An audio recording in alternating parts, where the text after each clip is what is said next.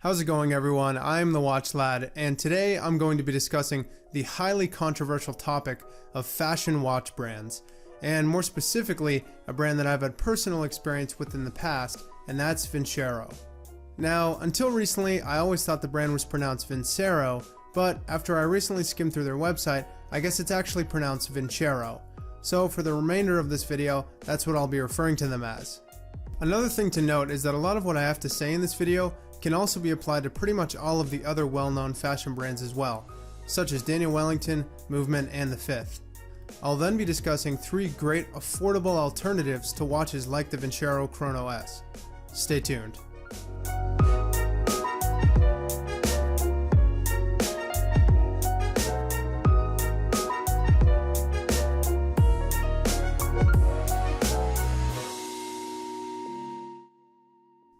So let's get straight into it.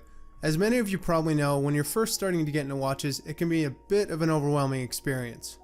You don't really know a whole lot about them, and you just want to pick something up that you think looks good and will get the job done.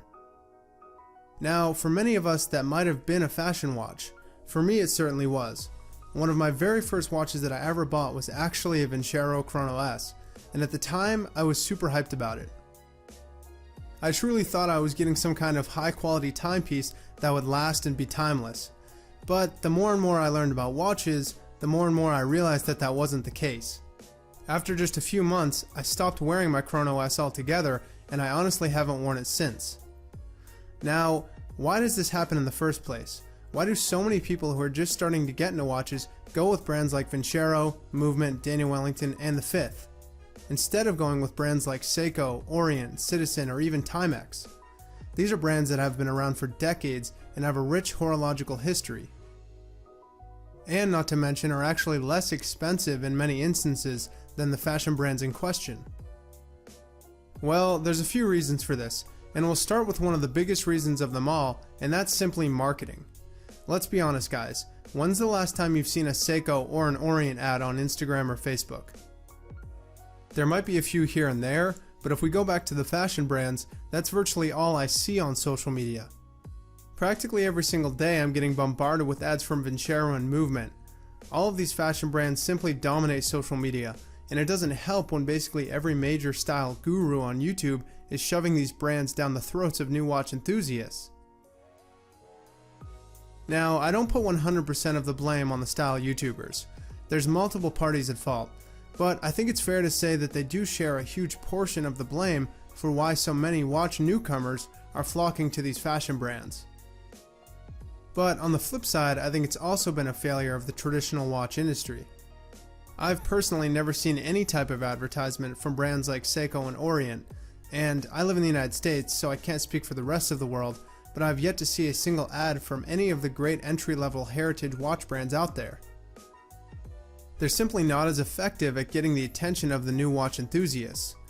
Just imagine for a moment that the top 3 style YouTubers, and I'm not going to use names, but I'm sure you guys know who I'm referring to.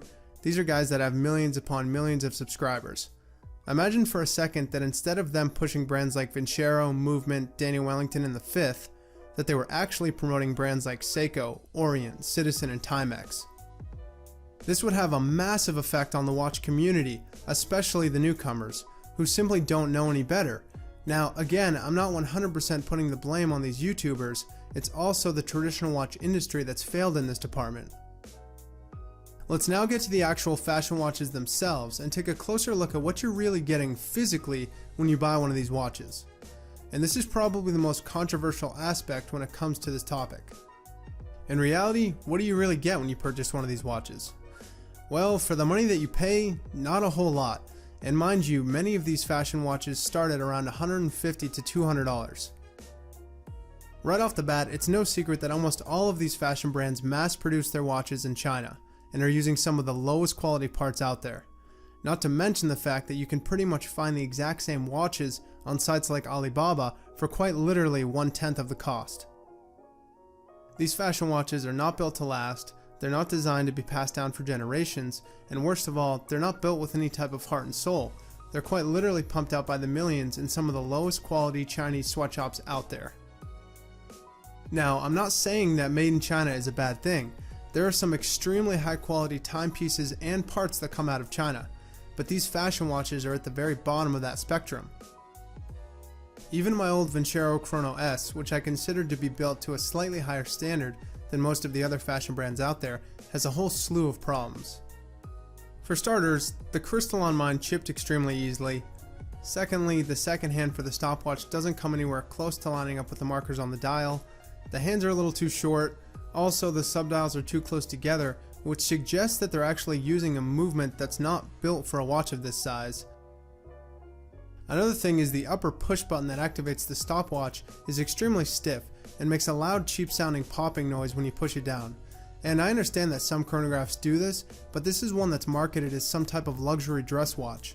When I compare that to some of my sub $100 Seiko chronographs, they are much smoother. And finally, the loomed hands are some of the worst that I've ever seen.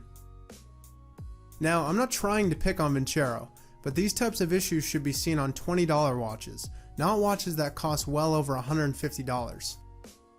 So with all of that being said, what are some great affordable alternatives to watches like the Vincero Chrono S? And we'll start with one of my favorites, which is the Seiko SN-DC31. Now, I did a whole review on this watch that you guys can check out, but in short, it's an awesome little chronograph made by Seiko and outdoes the Vincero Chrono S in pretty much every single category, especially when it comes to value, with the price of this Seiko coming in at just $99. This watch has an in-house Seiko caliber 1792 quartz movement, a much higher water resistance rating, higher quality stainless steel, and it also has a much more modest size, with the diameter coming in at just 40mm as opposed to Vincero's rather large 43mm diameter. Overall, it's a great little chronograph for the money and is a great alternative to the Chrono S. It also comes in a black dial version as well. Now, another great alternative is the Timex Weekender chronograph. It's highly customizable with the straps, it's available in many different color schemes, and best of all, it comes in at just $50. I don't own this watch personally, but I do own a regular Timex Weekender, and these watches are extremely durable. When compared to a lot of the fashion watches out there, these are watches that can really take a beating and they'll just keep on ticking. And one last great alternative to something like the Vincero Chrono S is, and I know I'm cheating a bit with this one because it's not a chronograph, but I just had to include it, and that's the notorious Orient Bambino. This watch offers you an incredible amount of value for the money that you pay. It features an in-house Orient automatic mechanical movement and starts at around just $120. The Bambino also has multiple different generations and styles to choose from, so I'm sure that you can find one that fits your exact style needs. If you guys are interested in any of these great alternatives, I'll make sure to leave them all linked in the description below.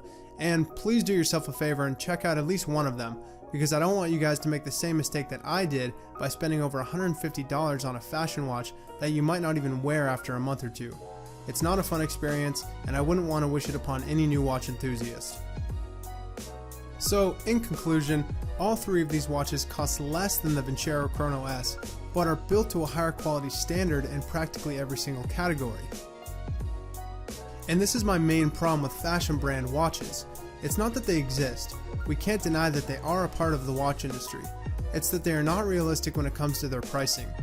I simply can't see the justification of charging that kind of money for a watch that offers so little on the quality spectrum. Watches should be about timeless design, functionality, reliability, innovation, and heritage, not about the latest style trends and what's the cheapest way to pump out the next fashion line of watches, which again will most likely be out of style in a few years anyways. Now, I want to make this clear. I don't hate fashion brands, and in many ways I think we do need to give credit where credit is due, because at the end of the day, they do get thousands of new people into the watch hobby every single year. But again, this all goes back to the question of who is to blame for the current state of the watch industry, and in all honesty, it's everybody. The style gurus on YouTube for quite frankly shoving these watches down newcomers' throats, the traditional watch industry as a whole for having failed on an almost embarrassing level when it comes to marketing and social media, and of course us, myself included, who purchased one of these fashion watches in the past without doing the right amount of research that I should have. We should always do the best research that we can before buying any timepiece. But with all of that being said, It's good to end on a positive note, and I think it's safe to say that there has been a bit of a watch revival in recent years. More and more people are beginning to get into the traditional watch industry on a daily basis, and that's always something to be grateful for. I'll leave it at that, guys, and again, I'll have all the watches that I talked about in this video down in the description below, so go check them out. And last but certainly not least, please don't forget to thumbs up and comment if you enjoyed this video. If you have any questions at all about any of the watches mentioned in this video, please leave them down in the comment section below. And lastly, if you do enjoy my content, please consider subscribing and joining this watch journey that we're all on together. Thank you all for watching. I am the Watch Lad, and I'll see you all in the next video. Take care.